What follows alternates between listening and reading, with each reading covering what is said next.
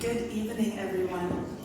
I am super excited to see a full house here and wanted to first take the opportunity to say Happy New Year. It's still January, we still get to do it. So, welcome. I am super excited to welcome you here tonight for our Capital Outlook 2024. And first of all, I would love to thank our host, BNY Mellon, for once again allowing us to host this event here at their beautiful office in Menlo Park. We can give a quick hand.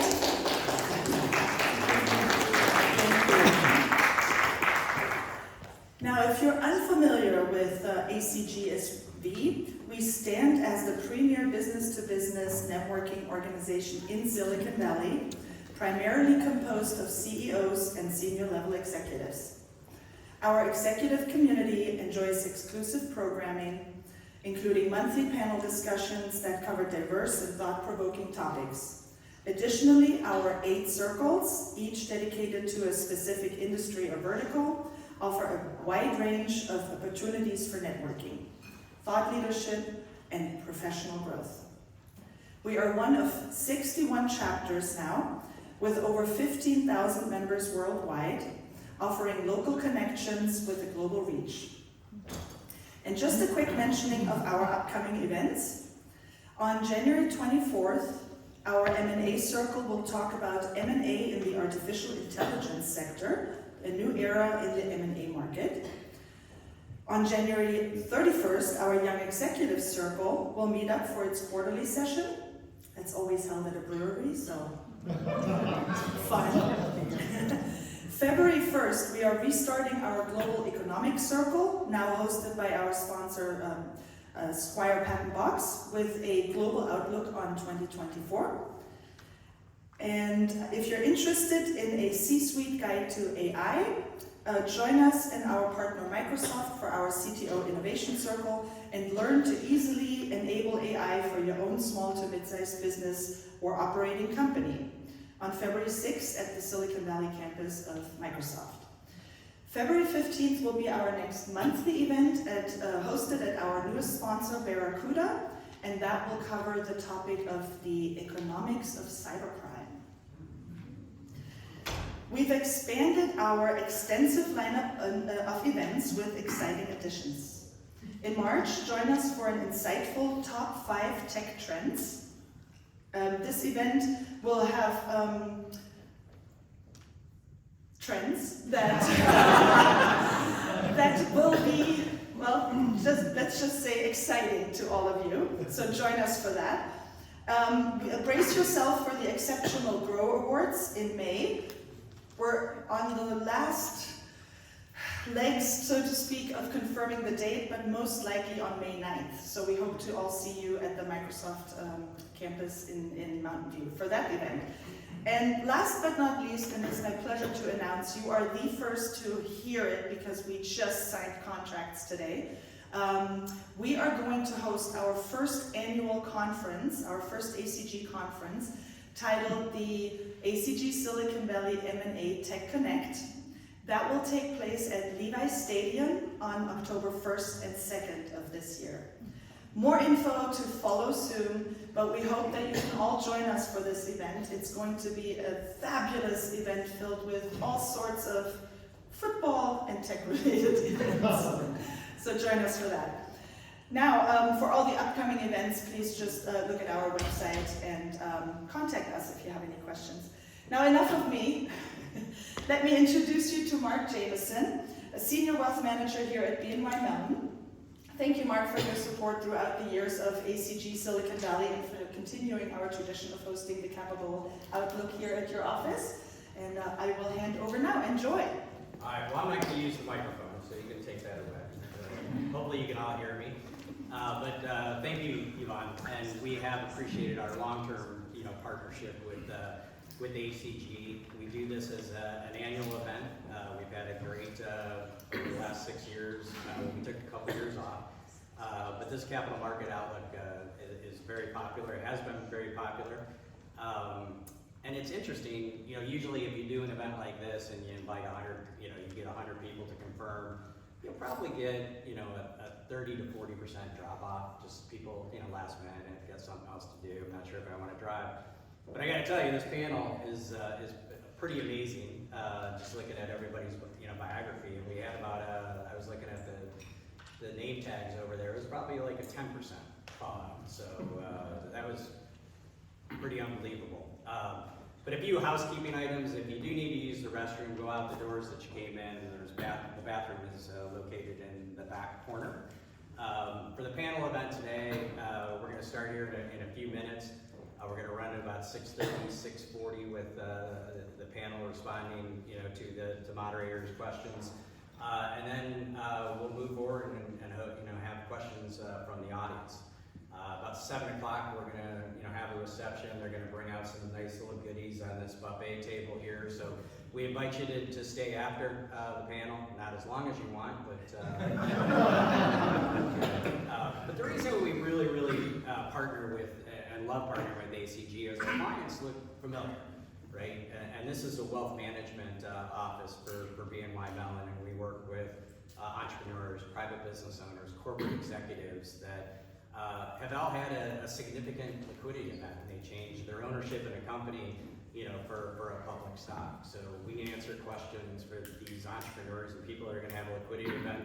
They want to know, you know, how do I reduce the federal income or capital gains that I'm paying on this event, and how do I not pay the California Franchise Tax Board 13.3%? So they want to understand and do a lot of planning with us in advance, and then after the liquidity event, well, then they want to know how they can spend lavishly and purchase, but also having a target in mind. You know, if they want to leave a certain amount to, you know, philanthropy or the children or whatever those key objectives are. So we have just a team of professionals that we wrap around our clients and just make sure that they're well taken care of. So if you have any questions like that and you know, want to learn a little bit more about BNY Mellon, reach out to me or my colleagues during the reception. We'd be glad to help. So at this time, I'm going to turn the panel event over to Chris Brown. Chris is our market president for the San Francisco Bay Area, meaning San Francisco and Menlo Park are his two locations. So Chris, I'm going to turn it over to you. Thank you, Mark. And Mark and Yvonne, thank you so much. This is embarrassingly my first ACG event that I've attended. And I have to say, like, in the few minutes of just talking to people around this group, I learned so many things. I had a conversation about advertising and AI. I had a conversation about Chinese microcap companies listing in the US, and I feel much smarter for the 20 minutes of just networking. So I look forward to many future events. Again, my name is Chris Brown. I'm the market president for BNY Mellon, and it is I'm very excited to be moderating this panel with some really leading minds here. And so I will do my best to guide the conversation, but let them be the stars of the show. I will ask them each to introduce their practice, but first I'll just run through who everybody is. To my right is Dawn Bell. She's a partner at Fenwick and helps co-lead their startup and VC practice. To her right is Lou Zhang, founder and managing partner of the Fusion Fund. And finally, last but not least, to Lou's right is Nahir Jabalia. He's a managing director at Cantor Fitzgerald in their technology investment banking group. Dawn, since you're closest to me, I'll just ask you just very briefly to describe Fenwick in your practice. Sure. So Fenwick & West is a law firm of about 500 lawyers, founded in the Valley, incorporated Apple to Oracle Public. Tech is in our blood. I've been at the firm for about 15 years, co-leading the startup practice now. My client base is technology companies from two guys and a dog to lots and lots of venture-backed companies, which is the bread and butter of my practice. A little bit of M&A, both buy side and sell side. I've taken a handful of companies public, work with a couple of public companies now, including Bill.com and GoPro. So that's my practice, but it's a great way to see just what's been happening in the tech industry across lots of different verticals over time when we'll get to this, but the Valley and tech overall has been in serious ascendancy. It's been a ton of fun. Lou, can you tell us a little bit background in Fusion Fund? Yeah, happy to. So I'm the founder managing partner of Fusion Fund. Fusion Fund is a VC firm based in downtown Palo Alto. We mainly focus on early stage investment, healthcare, enterprise data, industry automation.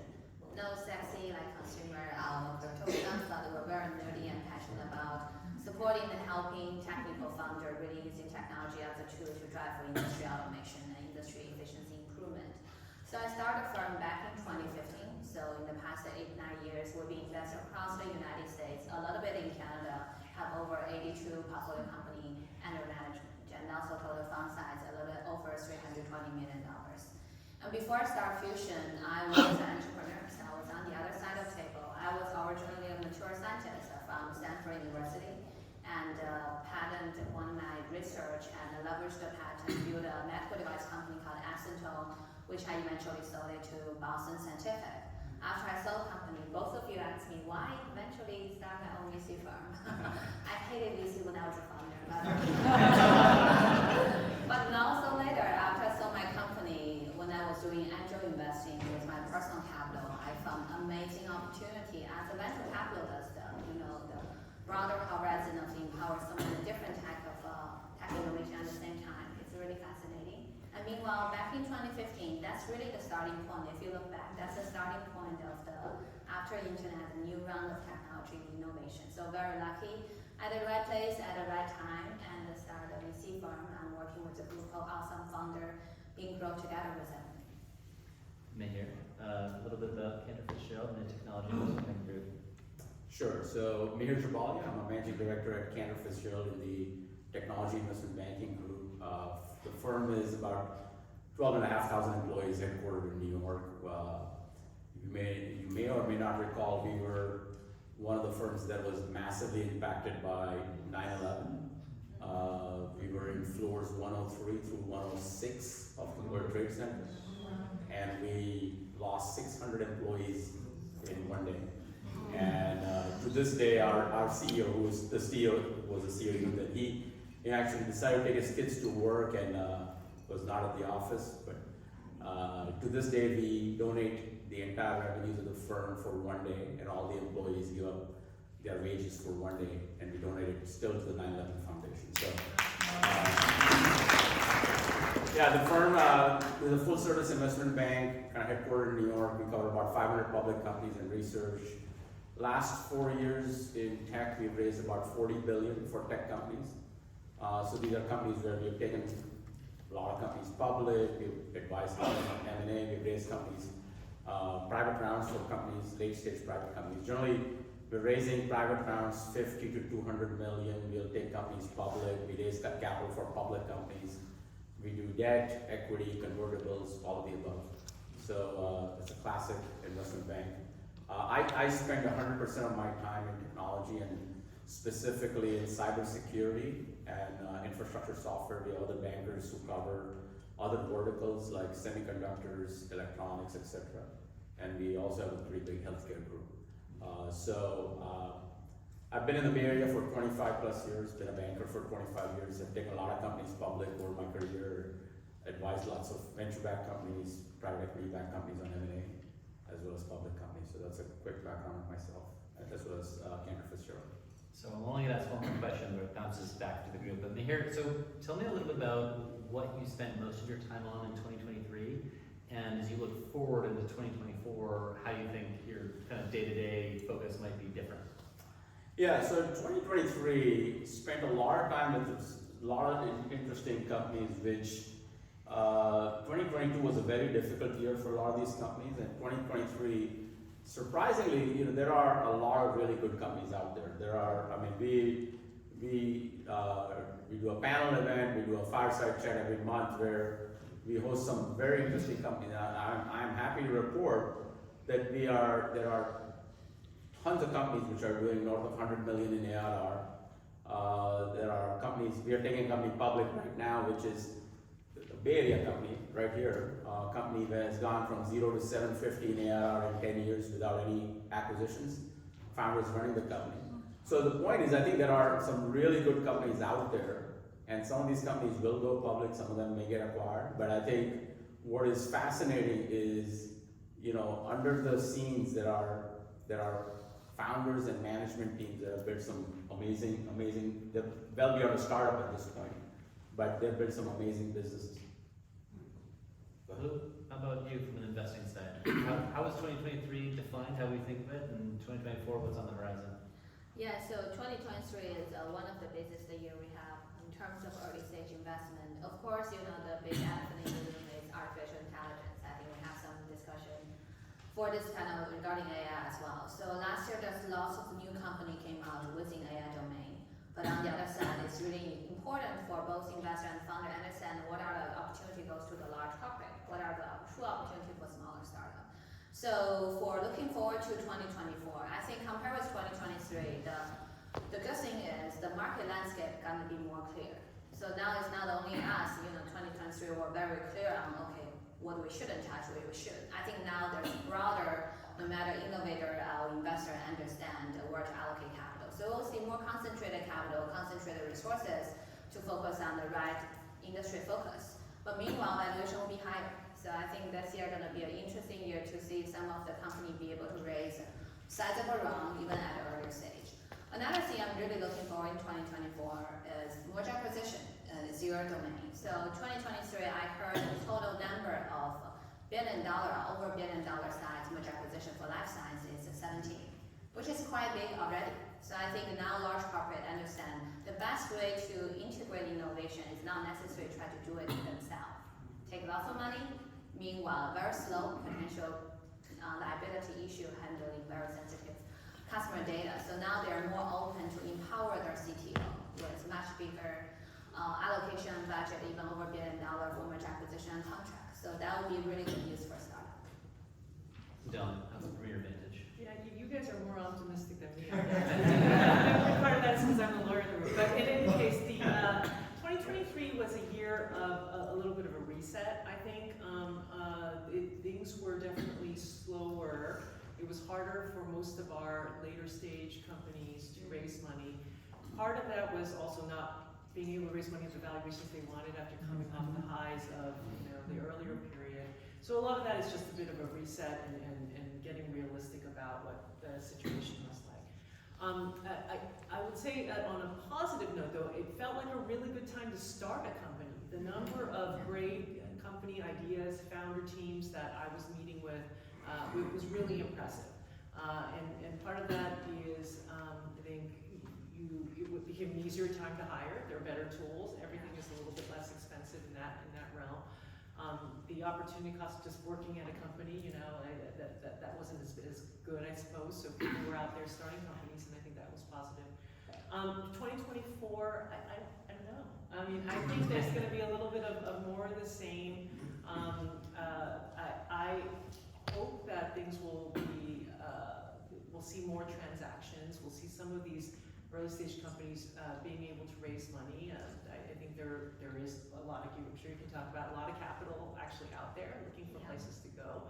But I think everyone's just being a little bit more cautious, and they might be waking up from some of the risk aversion of the last year, but we'll see.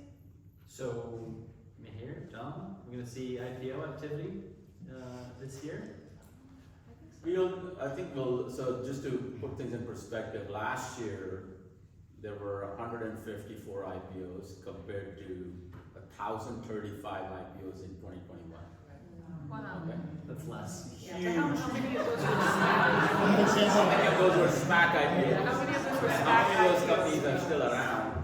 The reality is, companies that should not have gone public went public. Investors lost a lot of money, and there is still a lot of overhang.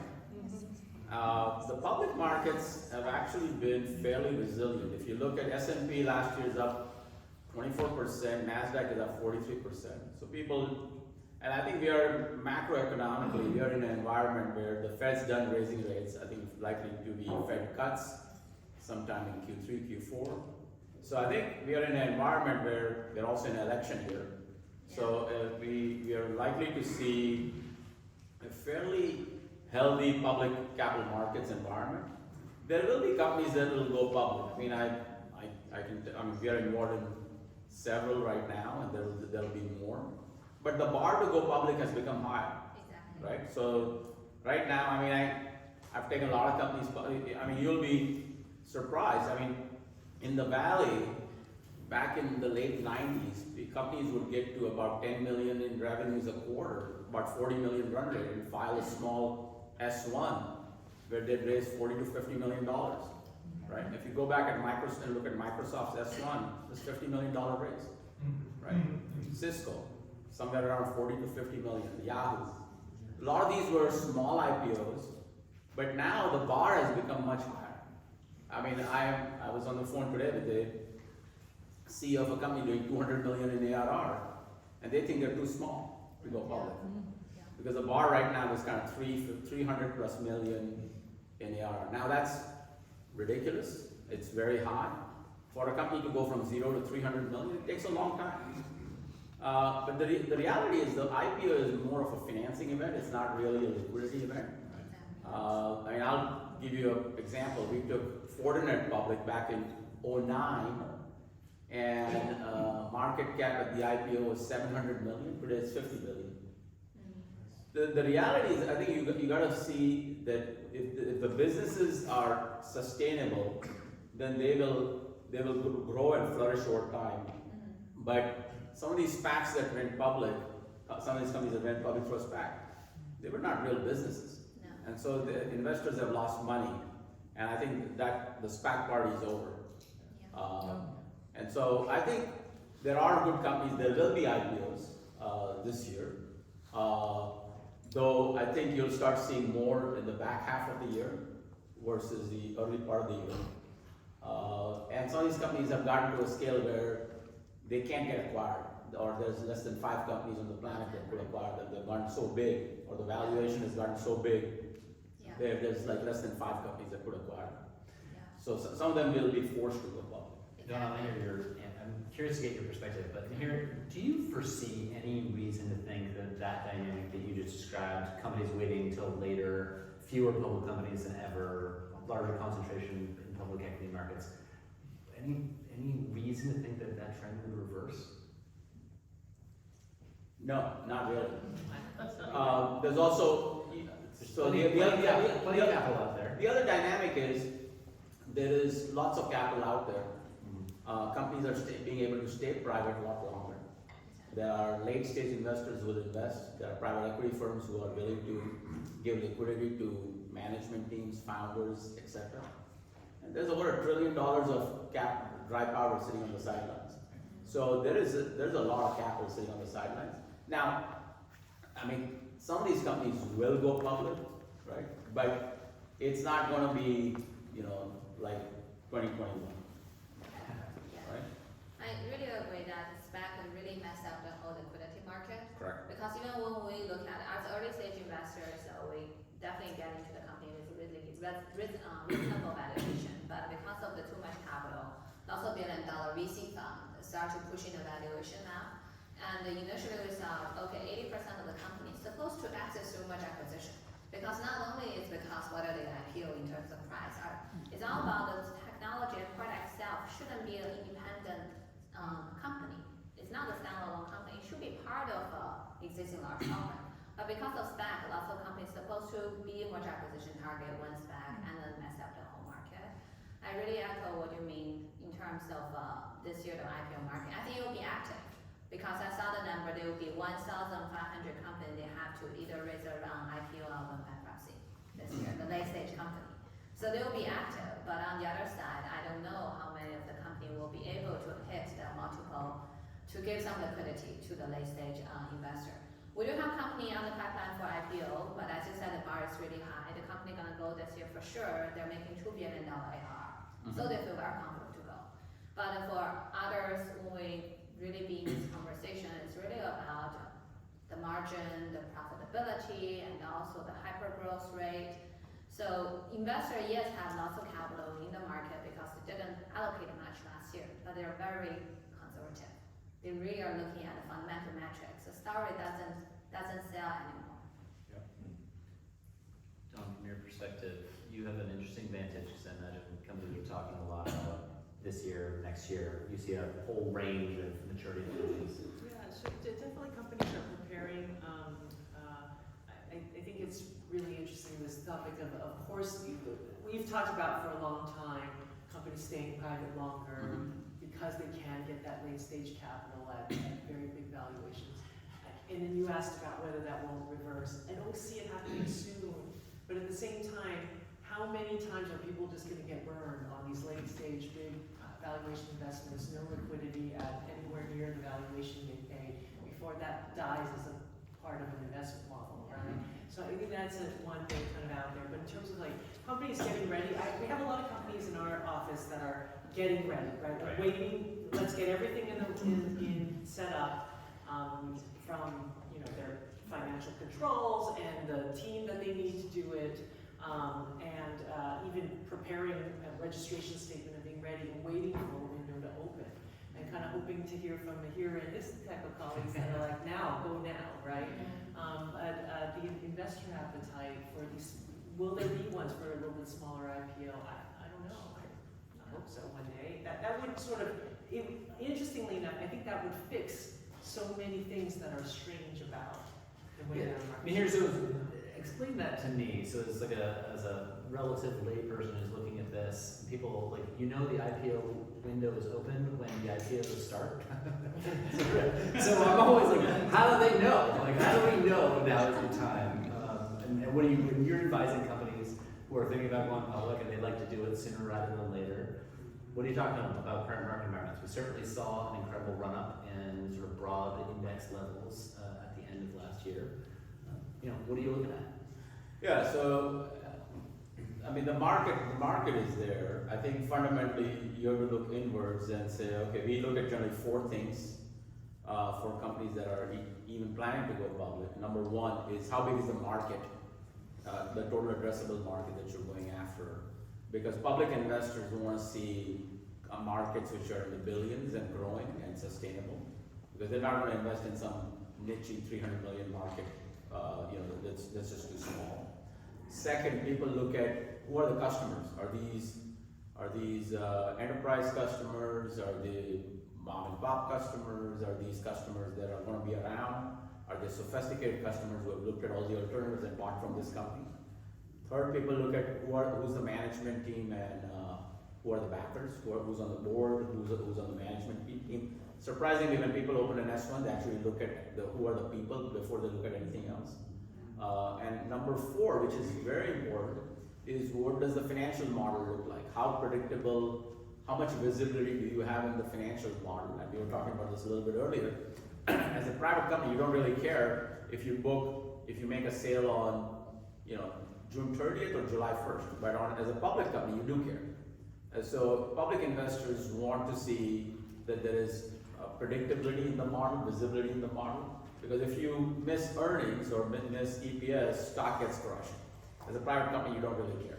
So I think it's less, I think there's some function of, yes, the market is there. The market is there, but companies have to be ready to be able to go public.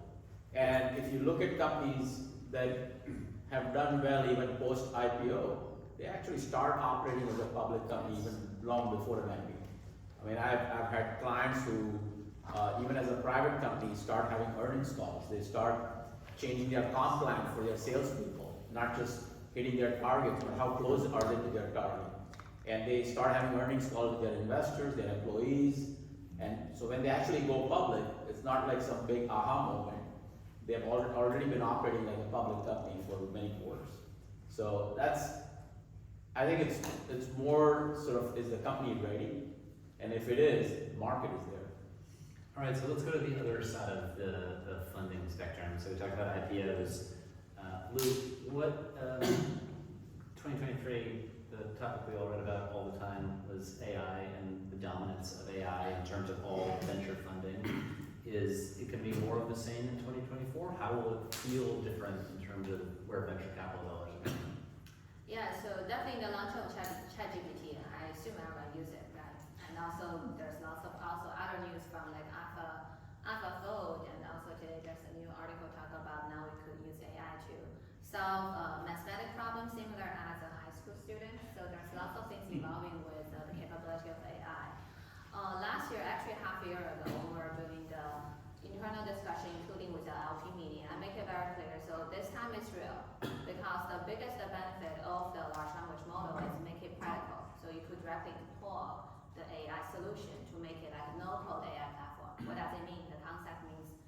user, you don't need to understand a single line of code. You don't need to write a single line of code. You could directly integrate and use AI. That's possible now. So which means the trend and also innovation opportunity of this AI-powered digital transformation is gonna be at least 10x bigger than internet, because it's not only tech industry, it's across all different industries: healthcare, insurance, financial, logistics. Any industry with huge amount of high-quality data, perfect place to show the capability of AI. So that's a positive side. However, there are always a however, always a but. 80% of the opportunity actually goes to the large corporate. Because I mentioned one thing multiple times: data, data, data. Who owns the high-quality data? Who have the unique advantages? Who has the best high-quality consumer data? Not startup. Apple, Facebook, Google, right?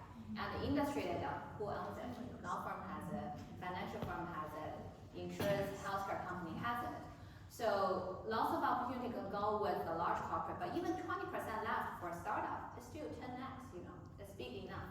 So last year, as I mentioned briefly early on, there was lots of money being wasted investing into the wrong AI company. This year, the good news is more people are clear about market landscape. Okay, this is gonna be the main game playground for Google, Facebook, Meta, gonna be NVIDIA, AMD. But this is the sector that potentially benefit startup, and startup have opportunity. So I think this year the capital will be more concentrated into the right AI company.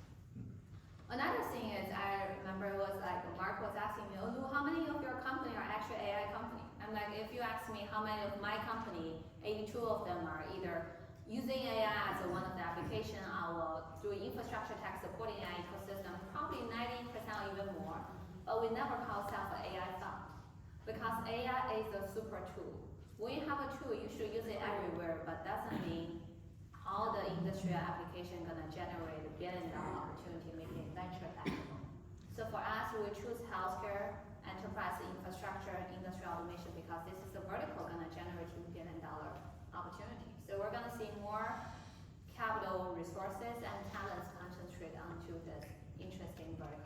Okay, so AI, and I know we're unfortunately short of time. I could keep going for a long time, but I'm curious, this AI topic for a second. Specifically, your view on how AI will impact your industry. So, you're an attorney, you read a lot, you read a lot? So it's going to be really impactful, I think, in the legal industry, but not soon. It is a traditional industry, right? And so I think that you're slow. We also have a lot of data, but it's all confidential. And so the whole concept of being able to use like client A's data, learn on client A to apply to client B, is very difficult from an ethical perspective. So I think sorting that out is going to be hard from corporate transactional type of work. Where it will be very impactful is in litigation, because all of the litigation briefs and those are publicly filed, right? And you can just feed those into a model and feed all the laws, the statutes, like the regulations. That's all public stuff. And so from that, the ability to generate a brief that would have taken a young associate 20 hours to do can be now done in 1 minute is going to change things a lot. You're still going to need senior people to review it and think about strategy and question all of that. But it's just the pyramid model that we've had for so long is no longer going to be there. And when you think long term, how do you then train people to become the senior people 40 years from now? It will be the other way. Yeah. So has it yet? Maybe it's premature because this takes a long time. But has it yet impacted the way you think about hiring, or? No, not yet. I mean, I think what we just at Fenwick, and I'm sure at a lot of our other peer firms, it's a series of experiments, a very controlled experiments, things that we're working on. And we find problems, like you ask it something and you're like, no, well, that's not the right answer. That's clearly not what's in the document. But we're having fun with playing with it right now. So we'll see how it kind of emerges. I shared this with you on the prep call, but I had before I joined BNY Mellon, I was at JP Morgan, and one of the things, you do a lot of it, but I had credit cards, and I sent a credit card application to a client who was electronic, and he sent back an AI-generated list of questions about the credit card application. I've never seen anything like that in my life. I mean, it happened almost immediately. It will be interesting to see how that plays out with any legal document. Here, for your business, what will the impact of AI be in kind of the near medium term on how you actually do the work? Yeah, So I think there are inefficiencies in any industry, including ours. And so I think some of those, AI can really help take out some of those inefficiencies. We have armies of research analysts and associates who get on earnings calls, listen to earnings calls, translate all of that into models, update their models. I was on ChatGPT and I said, public company XYZ, give me the analysis of the latest earnings call, and I was blown away. So if you look at the amount of people who are, just regurgitating what they hear on earnings calls and translating that into a research report or a research note, I think a lot of that can be automated, and some of those jobs will likely disappear over time. How many people in this room remember calling a travel agent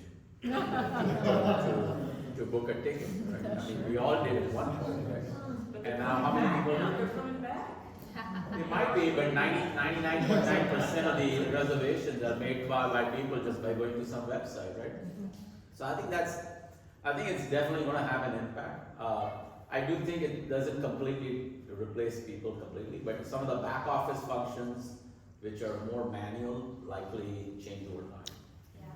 Could I add to that? Please. I feel like, especially when we started investing in AI since 2017, initially it was AI in healthcare, and one thing I hate the most is media talk about AI replace doctor and nurse. Yeah, right. No, AI won't replace doctor and nurse. We need human in the loop.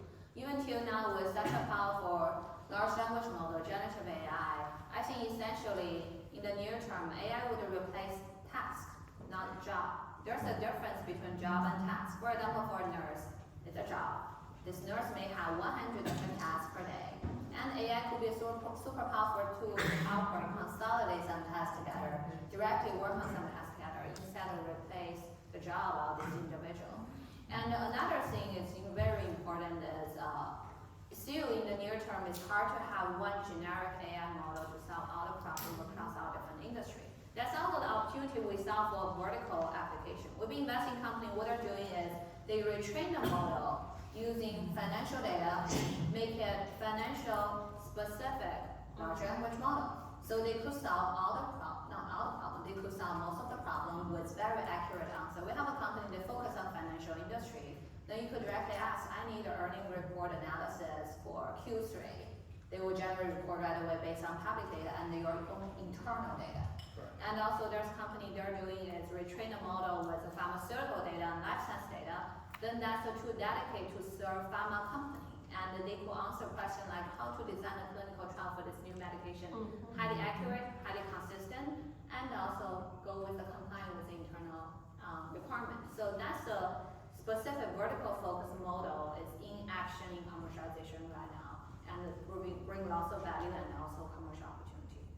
So selfishly, I just want to sit up here and ask you guys questions all night long. But I know there's a lot of really smart people out there that also have questions. However, I really want to do this one small segment. We're going to do it fast. And this small segment is going to be called overrated or underrated. I'm going to just choose 3 things, and I'm going to just go down, and you can say whether or not you think the particular thing is overrated or underrated, and we'll just do it quickly. Is that okay? Okay. Cryptocurrency. Overrated.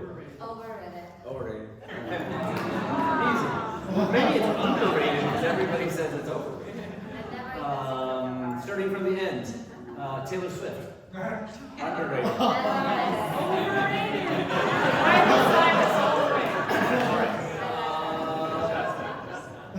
I like Taylor too, but Miley Cyrus. All right, got 2 more. I have 2 more. The demise of office buildings. Demise. I'd say that's overrated. Offices will still be around, but less fewer. Yeah, overrated. Overrated. Impact of Ozempic. Overrated. Overrated. Underrated. All right, and with that, I would like to, first of all, thank these amazing panelists.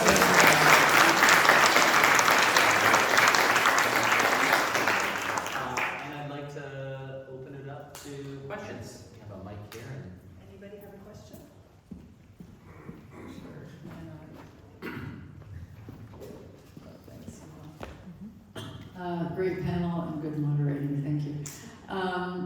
There was a lot of talk earlier about IPOs as an exit and a lot of focus on that, which, as we know, is sort of the minority of companies. Most companies end up, if they don't go bankrupt, they do merger. So I wonder if the panelists could comment on M&A for 2024. Thanks. I'm happy to take that question. I think you're absolutely right. People get enamored by IPOs. 97% of venture-backed companies exit through M&A. And I think there's going to be a lot more M&A. I would also say a couple other things. I think you're going to see a pretty healthy M&A market. I think as you start seeing stock prices that have moved up, you start seeing companies becoming more aggressive about either raising capital, also using their stock. And so you're going to see companies being a lot more active in M&A, and also the bar to go public has gone higher. The other thing I would also say is capital efficiency is really important. There are lots of companies which get sold, which don't hit the front page of the Wall Street Journal, where the founders actually make a lot more money than some company that has raised its G and H round, and where the founder owns 0.2% of the company and they make nothing, right? So I can't tell you how many times I have represented founders who were very frugal and they didn't raise a lot of capital because they were very stingy about their equity. And they didn't want to give up a lot of equity, and God bless them, because when there was an exit, they made a lot of money. And those are deals that don't hit the front page of the Wall Street Journal. So I think in 2024, you're going to see a pretty healthy M&A market. I do think the stock market will have a good year. It probably won't be as exuberant as 2023. But I think we are generally in an environment where you're going to see interest rates go down. Private equity firms will get a little more aggressive. Private equity firms in this market have become a lot more cautious about buying assets, and especially when they can't use debt as much as they were using before. So you're going to see a pretty healthy M&A market. Be happy to add into that. As I mentioned, that we're pretty bullish about M&A, and also we like to help facilitate merger acquisition exit with the company as well, because literally, for example, for using myself as an example, when I sold my company to Boston Scientific, my ownership was 72%. Why I have such a high ownership? Not because I was smart, because I had a hard time to raise money, because my portfolio was not preferred by most of the VC. But also compare with some of my other friends, they raised hundreds of $millions from Tier 1 VC. When they sold their company, across 4 co-founders, less than 10%. Eventually, I got a much better financial return than them. They ran the company 7 years, I ran it 3.5 years. So lots of merger acquisition could provide really healthy liquidity events and also generate a group of very unique founders called the serial entrepreneur. We have 2/3 of our founders are serial entrepreneur. I recently invested in a female founder. Her previous company sold for $300 million. Not too big, all cash offer, 100% ownership. So when she decided to launch another company, she had lots of flexibility. She's very picky on whose money to take. She's not looking for money for runway. She's looking for money to help boost up the revenue. So I think merger acquisition is really good option for potential founder and investor to consider. And for us, as an early stage investor, we have flexibility because we invest in company when valuation is like $6 million, $10 million. So when it's $500 million, $1 billion merger acquisition exit, it's already considered a very good one for us. The challenge is lots of VC investing company when valuation is already approaching $1 billion. That's the reason they have to push the company for IPO. So doesn't mean they think that's the best for the founder. It's just a different mechanic to really think about. Another data point I want to provide it to you is really from strategic buyer. We have a network I launched in 2018 together with my now become my partner, Shen. He's the former CTO at HP. After that, he joined me full-time as a partner. And in 2018, we together launched a network called Fusion CX Network. We have 44 CTO from Global 1,000 company work closely with us. We gather every quarter to talk about what's going on in the large corporate opportunity in tech. In the past 2 years, what I heard is CTO got more empowered internally by the board. The budget they could control used to be smaller size, $100 million or lower, now could increase to $1 billion. and they could directly making decision on contract partnership and merge acquisition. So I think there's more strategic buyers in the market, not only just the tech company. We're talking about the traditional company like MasterCard, United Health, Pfizer. So when they're in the market, there will be more active conversation going on. There will be more buyers on the market. Yeah, the one other thing I would add is, I mean, when you have a strategic buyer who buys a company, it really ramps the revenues exponentially. Yeah. I mean, I'll give you a story. So in the Valley, there was a little optical networking company called Siren, which was acquired by Cisco. The company was doing 10 million in revenues and Cisco paid 8 billion. Which seems obscene. Except what most people don't realize is in the first 12 months after the acquisition, they did $1 billion in revenues. So if you think about how long would it have taken them to go from 10 million to $1 billion, probably decades, and probably would have had to raise a lot of capital. So if you want the business to scale, where you can overnight get a big footprint, I mean, they were literally, I talked to the founders, I've talked to the founders of other companies where overnight they've sold a company to Microsoft or IBM or somebody. Their ability to get into large enterprises changes overnight. And I think that's the advantage of a strategic who can take the product to a much bigger sort of user base, which is very hard to do for a startup. Yeah. Do we have another question? I have questions. Look, 2021 was, a big year for IPOs. With Rivian going out, what is it, $170 per share? So they raked in billions. What is it, 15, 16, 17 billion something dollars? And then 2022, it died down.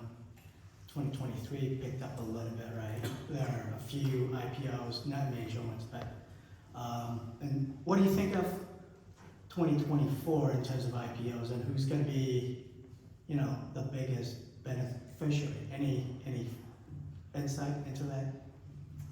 I think there are a number of good companies kind of waiting in the wings to go public. You have companies like Stripe, Databricks. Databricks is doing over $1 billion in revenues. Stripe. Honestly, some of the bigger companies will likely go public first. But the bigger issue is you have to have investors who actually make money in these stocks before they'll go buy these stocks again. Because again, you put yourself on the other side. There's literally a handful of funds which do a lot of the buying, whether it's Fidelity, Tiro, Wellington. There are large funds who are buyers, and ARM is up about 44% since the IPO. Klaviyo, on the other hand, is down. So investors have to make money in these stocks before they start buying. Now, Rivian went public in a different market. Today there will be a lot more scrutiny. People don't want to see businesses which are losing money for the next 36 months. People want to see a path to profitability at least in the first 12 to 18 months max. So I think there will be IPOs. Some of the bigger companies will likely go public first, and then there's a bunch of them which are waiting, which you'll probably see in the back half of the year or early 25. Go ahead.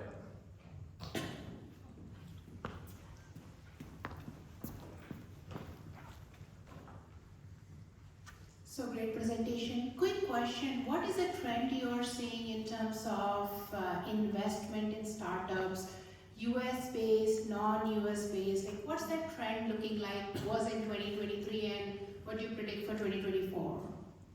Yeah, because as I mentioned, first we don't touch consumer, so I may have bias on the consumer application, but I think at least most of people agree now the biggest opportunity is within the B2B business model. So if we look at that business model, United States is not one of it's the best market in the world for companies try to do corporate sales, because we have very mature business ecosystem here. And another thing was immigrant policy. We actually have the most talented immigrant founder come over here. Even they're from another country, they could also build a startup here. So I think lots of the great company we're seeing last year, this year are still US based and now focused on US market. So market focus US is of course the number one.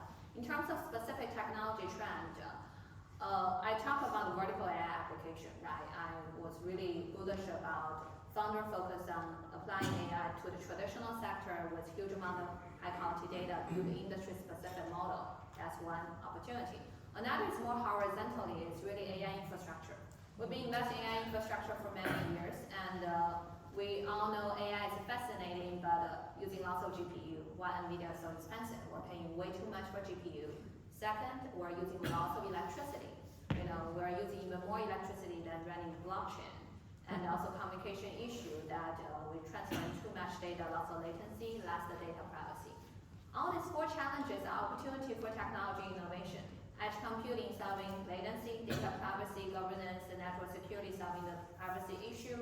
And also there's a cloud infrastructure company focusing on the GPU concern. We also have company doing analog computing, reduce energy consumption by 100x, leverage using AI. So this is all the opportunity potentially for startup to explore, just build on top of existing model. So there are startups working on new language model. I think that's an opportunity too, but essentially take tons of capital, tons of investment. Just give it to the large corporate, Microsoft, Google, to spend their money, and they could eventually make the money back through their cloud service. And also specific within industry, personally, I'm very bullish about AI plus robotics. I think we forgot robotics for a long time. AI plus space tech. The first generation space tech is rocket launch, satellite, very capital intensive. Now it's on software because we have tons of space data. How to make a space economy on top of space data. We have several interesting companies in that domain as well. Another is insurance industry. It's the industry people don't like it, but with tons of opportunity for automation. And the last one was in healthcare, computational biology and digital therapeutics. That will fundamentally change our life in the next 7 to 10 years. You guys may heard in December, the first FDA approval for CRISPR technology. Yes. So it's only within 10 years of this tech being invented, so it's quite amazing. That's the reason we're so passionate as early stage investor, Any other questions? We have time for one more. Somebody. I'm going to riff off that question that we just asked, because I think that question was in part, U.S. versus everywhere else. What about the Bay Area as the investment community versus everywhere else? Is it going to remain the sort of pinnacle of the innovation economy, or will it become more diffuse? I don't think the Silicon Valley has all the innovation, but I think Silicon Valley is going to remain as the center and heart of innovation. During COVID, I had lots of fellow investors move out from Silicon Valley to Austin, to Dallas, and to Las Vegas for better tax, which I understand I pay tons of tax. I think everyone does so, right?